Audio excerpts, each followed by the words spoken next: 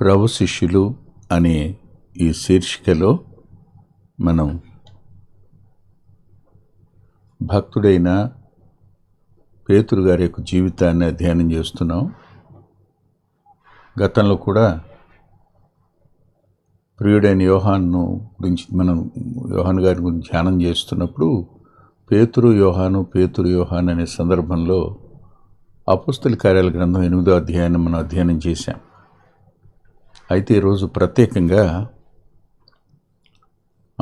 నేను పేతురు గారిని గురించి 1-2 మాటలు ఈ విషయంలో చెప్పాలని ఆశపడుతున్నాను. 8వ అధ్యాయంలో 18వ వచనం, అపోస్తలులు చేతులుంచుట వలన పరిశుద్ధాత్మ అనుగ్రహించబడినని సీమోను చూచి వారి ఎదుట ద్రవ్యం పెట్టి, నేనెవని మీద చేతులుంచుదునో వాడు పరిశుద్ధాత్మను పొందినట్లు ఈ అధికారం నాకీయుడని అడిగెను. అందుకు పేతురు, ప్రార్థన చేసుకుందాం. దయగలిగిన మా గొప్ప తండ్రి, సమస్తము ఎరిగినవాడా, సమస్త పరిస్థితికి చాలినంతటి మా ప్రభు, హృదయపూర్వకమైన కృతజ్ఞతతో మీ దయగల పాదాల సమీపానికి మరోసారి మీ ప్రియకుమారుడు మా రక్షకుడైన యేసుక్రీస్తు ప్రభువారి పరిశుద్ధ నామంలో వస్తున్నాం. జాలి కలిగిన మీరు, మా అంతరంగాలు ఎరిగిన వారు, మనుషుని ఆంతర్యం ఆశాంతం ఎరిగిన వారు, తలంపు పుట్టక మునిపే సమస్తము ఎరిగిన మీకు మా భవిష్యత్తును, మా పిల్లల భవిష్యత్తును అప్పగించుకుంటున్నాం. చాలినంతటి నీ కృపను అర్థిస్తున్నాం. బలపరచడని విజ్ఞాపన చేస్తున్నాం. సహాయపడండి. కొద్ది మాటలు చూడడానికి సాయం చేయమని యేసుక్రీస్తు ప్రభువారి పేరిట ప్రార్థిస్తున్నాం తండ్రి, ఆమేన్. ఈ 8వ అధ్యాయంలో పరిశుద్ధాత్మదేవుడు సమరే ప్రాంతం అంటే వారు మిక్స్డ్ జ్యూస్, గతంలో యూదులకు 5 జనాంగాలకు వారు అవడం వల్ల పుట్టిన వారిని సమరటెన్స్ అన్నారు. వారికి పరిశుద్ధాత్మను అనుగ్రహించబడ్డం మనం చూస్తాం. ఇక్కడ పేతురు అనుకుండా సీమోను చూచి, అంటే ఏ సీమోను? గారడీ వాడిన సీమోను చూచి వారిద్దరు ముందు డబ్బులు పెట్టి, నేను ఎవరి మీద చేతులుంచుతానో వానికి పరిశుద్ధాత్ముడు అనుగ్రహించబడ్డానికి నాకు అధికారం ఇవ్వండి అని అడుగుతాడు. ఈ సీమోను మనకు ఒక నేర్చుకోవాల్సిన ఒక పాఠం. నేటి దినాన కూడా ఇలాంటి వ్యక్తులు సహవాసాల్లో ఉంటారు. వీళ్ళు ఏ ప్రొడక్ట్స్ అనంటే మాస్ రివైవల్ యొక్క ప్రొడక్ట్. వీళ్ళు ఉద్యమం అనేది సామూహికంగా వస్తే ఖచ్చితంగా అది క్రైస్ట్ సెంటర్డ్ కాకుండా మ్యాన్ సెంటర్డ్ రివైవల్ అవుతుంది. మర్చిపోద్దు. క్రైస్ట్ సెంటర్డ్ రివైవల్ అనేది పర్సనల్గా ఉంటుంది. మాస్ రివైవల్ని ప్రభు అంగీకరించాడు, పర్సనల్ రివైవల్ని కూడా ప్రభు అంగీకరించాడు. కానీ మాస్ రివైవల్లో జరిగేటువంటి ప్రమాదాన్ని ఈ 8వ అధ్యాయంలో మన కోసం వ్రాయించి ఉంచారు ఆయన. ఒక వ్యక్తి వల్ల జరిగేటువంటి కార్యాలు చూడండి. 8వ అధ్యాయంలో ఏం రాస్తుందో 12-13 వచనాలు.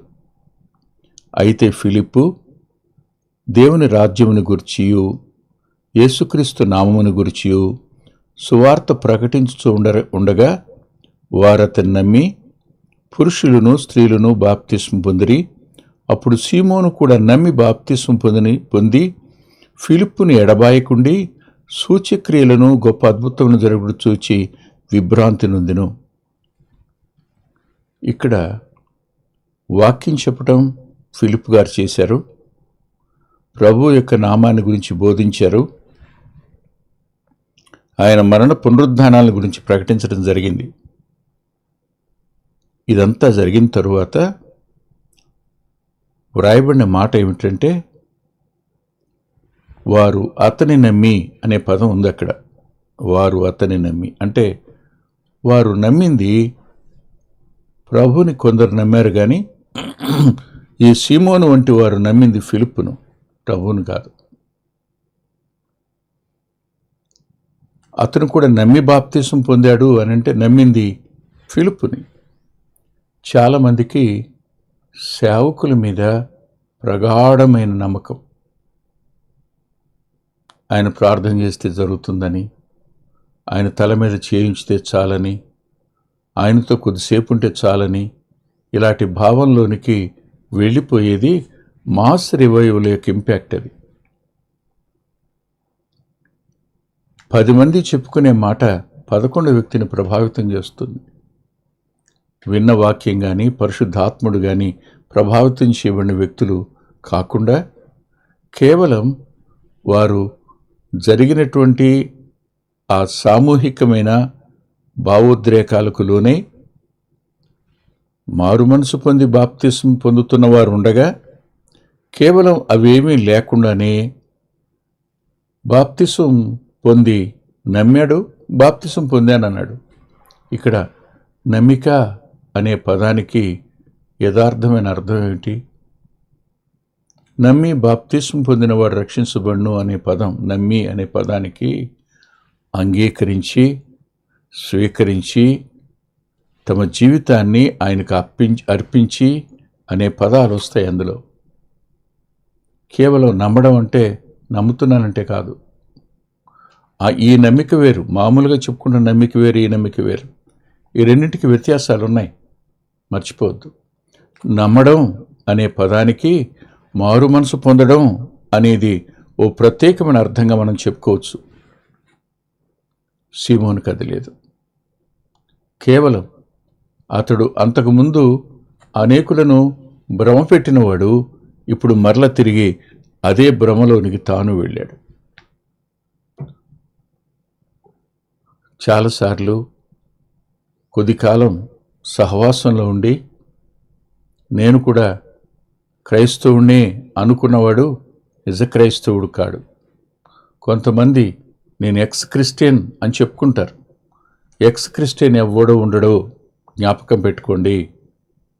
మారు మనసు పొందినవాడు మాత్రమే క్రైస్తవుడు. మారు మనసు పొందినవాడు ప్రాణం పోయిన ప్రభువును విడిచి వెలుపలికి వెళ్ళిపోడు, తాను ఎక్స్ క్రిస్టియన్ అని చెప్పుకోలేడు. మర్చిపోద్దు. ఇది ఎవరో ఒక వ్యక్తిని వెంబడించి ఆ వ్యక్తి వల్ల జరిగేటువంటి కార్యాలను చూసి ప్రభువుని కాకుండా ఆ వ్యక్తిని అంటిపెట్టుకోవడం. చూడండి ఏమని రాశాడు, ఫిలిప్పుని ఎడబాయికుండి. ఇతనుంది ఎవరితో? దైవ సేవకునితో, యేసుక్రీస్తు ప్రభుతో కాదు. ఆయనతో వ్యక్తిగత సంబంధం కానీ వ్యక్తిగతమైన సహవాసం కూడా లేకపోవచ్చు, కానీ సేవకునితో వ్యక్తిగత సహవాసం ఉండొచ్చు, వ్యక్తిగత సంబంధం కూడా పెట్టుకుని ఉండొచ్చు. సేవకునితో నీకుండే సహవాసం నేను రక్షించదని గుర్తుపెట్టుకో. ఆ సేవకుడు చెప్పిన వాక్యం నీ అంతరంగంలో పరిశుద్ధాత్మని ద్వారా కార్యం జరిగితే నువ్వు రక్షించబడతావు. అది లేనప్పుడు జరిగేదేమిటి? ఇదిగో ఈ సీమోన్లాగానే ఇతడు కలిసిపోయాడు. బహుశా రొట్టెలో పాల్పొంపులు పొందుతూ ఉండుంటాడు, ద్రాక్షరసంలో కూడా పాల్పొంపులు పొందుతూ ఉండుంటాడు, సంఘ కార్యక్రమాలన్నింటిలో పాలుపొంపులు పొందుతూ ఉంటాడు. ఫిలిప్పు ఎక్కడ ఉంటే ఈ గారడీవాడైన సీమోన్ అక్కడ ఉన్నాడు, ఎడబాయికున్నాడు. అంటే ఫిలిప్పు ఎక్కడుంటే సీమోన్ అక్కడ ఉంటాడు. సీమోన్ ఉన్నాడంటే ఫిలిప్పు ఉన్నాడని అర్థం. ఆలోచించండి ఒకసారి. అంటే గొప్ప ఉద్యమం జరుగుతున్న ఈ సందర్భాన రాస్తాడు పైన 6వ వచనం నుండి, జన సమూహములు విని ఫిలిప్పు చేసిన సూచక్రియలను చూచినందున అతడు చెప్పిన మాటలు యందు ఏకమనసుతో లక్ష్యముంచగా జరిగింది, కానీ సీమోనుకు జరగల. అనేకులకు పట్టిన అపవిత్రాత్మలు పెద్ద కేకలు వేసి వారిని వదిలిపోయినాయి అని రాసింది 7వ వచనంలో. పక్షవాయువు గలవారిను కుంటివారిని అనేకులు స్వస్థత పొందిరని రాసింది. అందుకు ఆ పట్టణంలో మిగులు సంతోషం కలిగిందని రాశాడు. సమరయ పట్టణంలో వారిలో తాను కూడా చేరాడు. ఫిలిప్పునే నమ్మింది, ఫిలిప్పునే ఎడబాయకుండా ఉండింది. ఫిలిప్పు మాటల వల్ల, ఫిలిప్పు చేసిన కార్యాల వల్ల తాను కూడా బాప్తిస్మం పొందాడు. కానీ he is not a born again one, మారు మనసు పొందినవాడు కాదు. చాలాసార్లు మనకు బాప్తిస్మిచ్చి యోహాను యొక్క మాటలు జ్ఞాపకానికి వస్తుంటాయి. మారు మనసుకు తగిన ఫలాలను ఫలించండి అని. మారు మనసుకు తగిన ఫలాలు లేకపోవడం అంటే మారు మనసు లేకపోవడం. మారు మనసు పొందితే మంచి చెట్టు తప్పకుండా మంచి కాయలే కాస్తుంది, సందేహం లేదు. మంచి చెట్టు కాదు గనుక దాని నుండి ఫలాలు కూడా మంచిగా రావు. ఎదగడం అనేది కాలక్రమంలో జరిగేది. అసలు మార్పే లేకపోతే ఎదుగుదల అనే దానికి అర్థం ఉంది. మెంటల్ నాలెడ్జ్లో ఎదగొచ్చు, వాక్య పరిజ్ఞానంలో ఎదగొచ్చు. పైనుండి వచ్చిన జ్ఞానం మాత్రం కాదు. పరిజ్ఞానం వేరు, జ్ఞానం వేరు. నాలెడ్జ్ వేరు, విజ్డమ్ వేరు. విజ్డమ్ అనేది పైనుండి వచ్చేది. దయాల జ్ఞానం కూడా ఉంది కదా, మర్చిపోకండి. ఇక్కడ సీమోను వంటి వారు ఈ మాస్ రివైవల్లో నుంచి బయటకు వస్తారు, సామూహిక ఉద్యమం నుంచి బయటకు వస్తారు. యూదులు పెంతెకోస్తు దినాన్న పరిశుద్ధాత్మను పొందితే ఈ సమరయలో ఉద్యమం జరుగుతుందని యెరూషలేముకు వినపడినప్పుడు యెరూషలేములో ఉన్నటువంటి మిగిలిన అపోస్తలులు పేతురును యోహానును సమరయ పట్టణానికి పంపారు. సమరయ పట్టణానికి వచ్చిన ఈ పేతురు యోహానులకు కనిపించిన ఈ ఉద్యమం చూసినప్పుడు వారు సంతోషించి వారి మీద చేతులుంచారు. అప్పుడు వారి మీదకి పరిశుద్ధాత్ముడు దిగినట్టుగా రాస్తుంది. లేఖనంలో ముమ్మారు మాత్రమే పరిశుద్ధాత్ముడు దిగినట్టు కనపడుతుంది. 1 యూదులు, 2 సెమీజ్యూస్, 3 అన్యులు కొర్నేలియస్ ఇంటి దగ్గర. ఈ 3 సందర్భాలు ఎందుకు ప్రత్యేకంగా రాశారు అనంటే పరిశుద్ధాత్మ దేవుని స్వీకరించటం దగ్గర, పొందటం దగ్గర అందరూ సమానులు అని చెప్పడం కొరకు. మర్చిపోకండి మాట.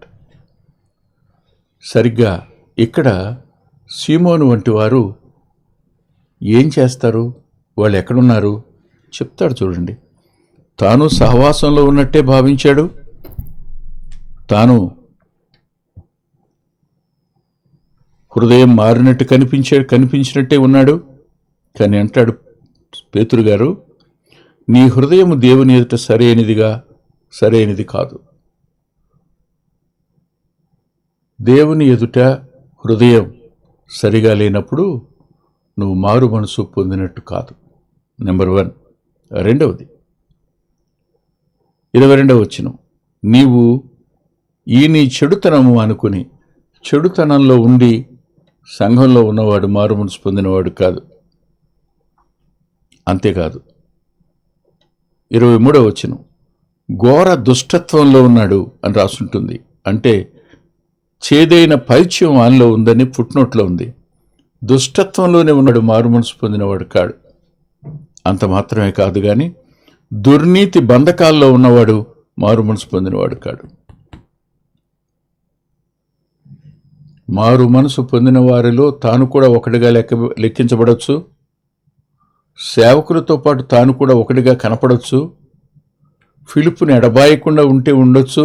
కానీ హృదయంలో మార్పు లేదు, చెడుతనం మానుకోలేదు, దుష్టత్వం నుంచి బయటకు రాలేదు, దుర్నీతి నుండి విడిపించబడడం లేదు. ఇలాంటి అనుభవం కలిగిన వారు సహవాసాలలో మనకు కనిపిస్తూ ఉంటారు. వీరిని చూసి గుర్తుపట్టలేం, సాధ్యం కాదు. కానీ వారి క్రియలు వారెవరో తెలియచేస్తాయి. అప్పుడు సీమోను ఒక డబ్బు సంచి తీసుకుని వచ్చి ద్రవ్యం పేతురు యోహానులు ఎదుట పెట్టి నాకు ఆ అధికారం ఇవ్వండి అని అడిగాడు. అప్పుడు పేతురు అతన్ని చూసి ఈ మాటలు చెప్పాడు. నాకు 1-2 వచనాలు జ్ఞాపకానికి వస్తాయి. అదేమిటి అంటే, ఒకసారి మీరు రోమాపత్రిక దగ్గరికి రండి. రోమాపత్రిక 1వ అధ్యాయం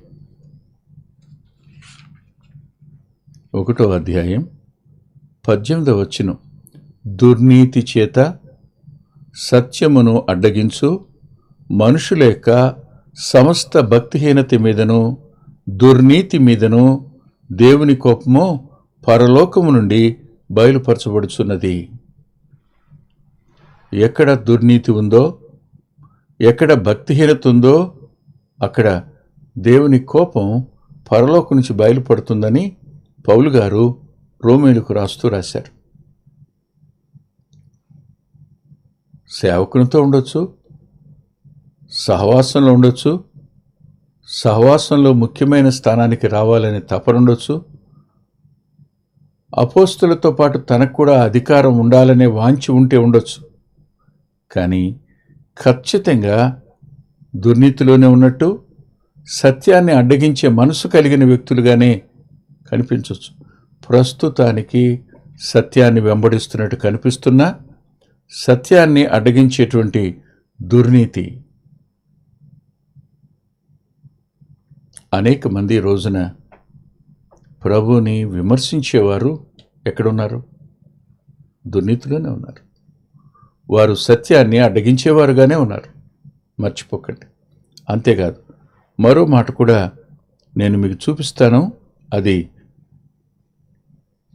ఒక వ్యక్తి రక్షించబడినప్పుడు, లేదు రక్షించబడి ఒకవేళ పొరపాటు చేసినప్పుడు సైతం పశ్చాత్తాపడితే జరిగే ఓ అద్భుతమైన కార్యాన్ని ఈ ప్రియుడైన యోహాను భక్తుడు తన మొదటి పత్రిక రాస్తూ ఇలా అన్నాడు. 1వ అధ్యాయం 9వ వచనం. మన పాపములను మనం ఒప్పుకొని ఎడల ఆయన నమ్మదగినవాడు నీతిమంతుడును గనుక ఆయన మన పాపములను క్షమించి సమస్త దుర్నీతి నుండి మనల్ని పవిత్రులుగా చేయను. రక్షించబడిన వ్యక్తి కూడా మెల్లమెల్లగా దుర్నీతి వైపుకు ఆకర్షించబడే ప్రమాదం ఉంది. సేవలో పేరు వస్తుంది, సేవలో ఘనత వస్తుంది. సేవ చేస్తున్నప్పుడు ప్రజాభిమానం వల్ల ద్రవ్యం కూడా రావచ్చు.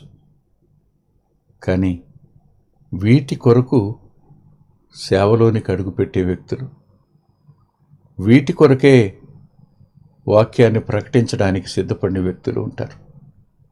ఇది ఆనాడే కాదు, ఈనాడు కూడా జరుగుతున్న ఒక అక్రమమైన కార్యం. సేవకు నేను వస్తాను అనేవాళ్ళు కనిపిస్తారు. కానీ దేనికోసం? అవమానం కోసమా? నింద కోసమా? హింస కొరక? ఆత్మల భారంతోనా? కాదు కదా, కాదు.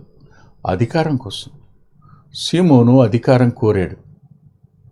అతని అంతరంగంలో ఉన్నది అధికార వాంఛ, దుర్నీతి బంధకాల నుంచి వచ్చిన వాంఛ. ఆలోచించండి. ఇప్పుడు బిలాము మొట్టమొదట్లో సరిగానే ఉన్నాడు కదా. అతడు చెప్పిన మాట ఏది తప్పిపోలేదని లేఖనంలో రాసింది కదా. కానీ ఒకానొక దినాన్ని ఏం చేశాడు? దయచేసి ఇదే పేతురు గారు తాను పత్రిక రాస్తూ బిలామును గురించి మాట్లాడతారు. ఆయన చూడండి దయచేసి, పేతురుగా రాసిన పత్రిక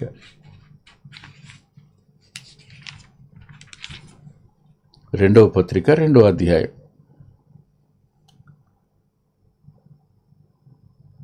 15వ వచనం. తిన్నని మార్గమును విడిచి బెయేరు కుమారుడైన బిలాము పోయిన మార్గమును బట్టి త్రోవ తప్పిపోయి ఆ బిలాము దుర్నీతి వలన కలుగు బహుమానమును ప్రేమించెను. ఇక్కడ దుర్నీతి ఏమిటి? ఒక మాట చెప్తాను వినండి. దేవుని పిల్లల మీదకు దేవుని కోపం రావడానికి శత్రువుకు ఆ రహస్యాన్ని అమ్ముకున్నవాడు బిలాం. దుర్నీతి అది. ఇదే మాట పరిశుద్ధాత్మదేవుడు యోహాను గారి చేత వ్రాయిస్తూ భలే వ్రాయించాడు. ప్రకటన గ్రంథం 2వ అధ్యాయంలో 14వ వచనం 2వ భాగం. అదేమనగా, విగ్రహములకు బలిచ్చిన వారిని తిన్నట్లును జారత్వము చేయనట్లును ఇశ్రాయేలుకు ఉరియొడ్డుమని బాలాకునకు నేర్పిన బిలాము యొక్క బోధన అనుసరించి వారు నీలో ఉన్నారన్నాడు. అంటే వాళ్ళని గెలవడం నీ వల్ల కాదు, వారిని శపించడం నా వల్ల కూడా కాదు, కానీ నువ్వు తెచ్చి నా ముందు పెట్టే డబ్బు, దీనివల్ల నీకు ఒక సహాయం నేను చేస్తా. దుర్నీతి ఏమిటది? నువ్వు వాళ్ళని వ్యభిచరించేటట్టుగా చేయగలిగితే, ప్రభువుకి అసహ్యకరంగా మారేటట్టు చేయగలిగితే ఆయనే వాళ్ళని కొడతాడు. నువ్వు చెప్పక్కర్లా, నువ్వేం చేయక్కర్లా, వాళ్ళని చంపక్కర్లా.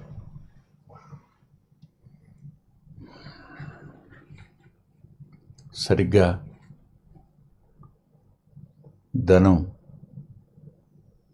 ప్రలోభానికి గురి చేసి బిలాము దుర్నీతికి అమ్ముడుపోయేటట్టుగా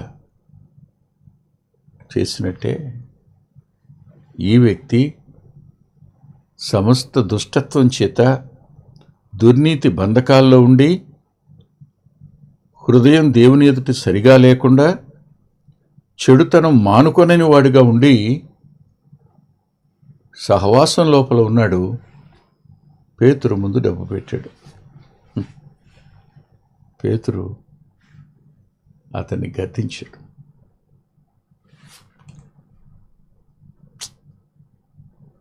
చాలా సంవత్సరాల క్రితం చర్చ్ హిస్టరీ చదువుతున్నప్పుడు, బోధించినప్పుడు ఒక సంఘటన వ్రాసి ఉండటం చూశాను. అదేమిటంటే, ఒక భక్తుడిని పిలిచి ఆనాడు ఉన్నటువంటి పోప్, అపోస్తలులకి ఏముంది, డబ్బుందా? ఏముంది వాళ్ళకి? ఇప్పుడు చూడు ఎంత ఐశ్వర్యం ఉందో మాకు అని చెప్తున్నప్పుడు ఆ దైవ సేవకుడు ఒక మాట అంటాడు, మీకు డబ్బుంది, బంగారం ఉంది, మీ మాట చలామణి అవుతుంది, కానీ మీలో దేవుని శక్తి ఉందా? దేవుని వాక్యం ఉందా? దేవుడిచ్చిన ప్రత్యక్షత ఉందా? లేదుగా అంటాడు. ఆ మాట చదివినప్పుడు ఎంత సంతోషం అనిపించిందో ఆలోచించండి. పేతురు గారిలో కనిపించే శ్రేష్ఠ లక్షణం ఏంటంటే, ఎదుటి వ్యక్తి హృదయం మారలేదని, అతడు ఇంకా చెడుతనంలోనే ఉన్నాడని, సమస్త దుష్టత్వంలోనే ఉన్నాడని, అతనిలో మార్పు లేదని, అతడు దుర్నీతి అనే బంధకాల్లో ఉన్నాడనే సత్యం చెప్పి అతని పరిష్కారం కూడా చెప్తాడు. 22వ వచనం, ఈ నీ చెడుతనము మానుకొని మారు మనసు పొంది ప్రభువుని వేడుకో, ఒకవేళ నీ హృదయాలోచన క్షమించబడవచ్చు. మారు మనసు పొందకుండానే ప్రముఖ స్థానంలోనికి వచ్చేసి, మారు మనసు లేకుండానే అధికార వాంఛ కలిగి, మారు మనసు లేకుండానే సేవకుని వెంట హత్తుకుని నడిచిన ఏ వ్యక్తి అయినా చివరికి ఇదే పరిస్థితిలోనికి రావాల్సి ఉంటుంది. నేడైనా ఆ అధికార వాంఛను, ఆ దుర్నీతిని, ఆ చెడుతనాన్ని, ఆ దుష్టత్వాన్ని, ఆ దుర్నీతి బంధకాల్లో ఉన్న పరిస్థితిని ఒప్పుకుని ప్రభు దగ్గర క్షమాపణ కోరుకుంటే నువ్వు క్షమించబడవచ్చు అని పేతురు గారు ఓ అద్భుతమైన పరిష్కారాన్ని చెప్పాడు. ఆశ్చర్యం. సంఘం లోపల ఇలా మారేవారు కూడా ఉంటారు. నేను సాధు సాల్మన్ గారి జీవితం రాస్తున్నప్పుడు ఒక పెద్ద ఆయన కలిశారు. ఆయన ఇలా అన్నారు, అయ్యా, ఆయన బాధ పెట్టిన వారిలో నేను కూడా ఉన్నానయ్యా.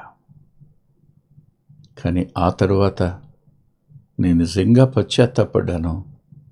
పశ్చాత్తాపడి ఆయన ప్రభు పాదాల దగ్గర క్షమాపణ కోరుకున్నానయ్యా. కానీ ఆయన లేరు. నేను మాత్రం ప్రభు దగ్గర క్షమాపణ కోరి క్షమించబడ్డాను. సేవకుడిని బాధ పెట్టిన వాడిని, సహవాసానికి నా వల్ల అభ్యంతరం కూడా కలిగింది అని ఒప్పుకున్న వ్యక్తిని నెరుగుతున్నాను. ఈరోజైనా ఈ వాక్యం విన్నవారు, ఇలాంటి పరిస్థితుల్లో ఉన్నవారు ఎవరైనా ఉంటే ప్రభు దగ్గర దయచేసి మీ జీవితాన్ని ఒప్పుకొని ఆయన రక్తం చేత కడగబడి మీరు కూడా తిరిగి జన్మించిన వారు కావాలని హృదయపూర్వకంగా కోరుకుంటున్నాను. దేవుడు తన కృపను మీకు అనుగ్రహించునుగాక. ప్రార్థన చేసుకుందాం. ప్రేమగల మా ప్రియ తండ్రి, పరిశుద్ధుడు అయిన గొప్ప దేవ, చాలినంతటి మీ సహాయం వింటున్న మా ప్రియులకు అనుగ్రహించుమని ఆకర్షించి, ఒప్పించి, అంగీకరించి, అమూల్యమైన రక్తం చేత కడిగి పవిత్రపరిచి తిరిగి జన్మించిన అనుభవంలోనికి ఇటు వారిని తీసుకుని రమ్మని యేసుక్రీస్తు ప్రభువు వారి పేరిట ప్రార్థిస్తున్నాం తండ్రి. ఆమేన్. ఆమేన్. ప్రభు చిత్తమైతే ఆదివారం ఉదయం 9:30 గంటలకు లైవ్లో కలుసుకుందాం.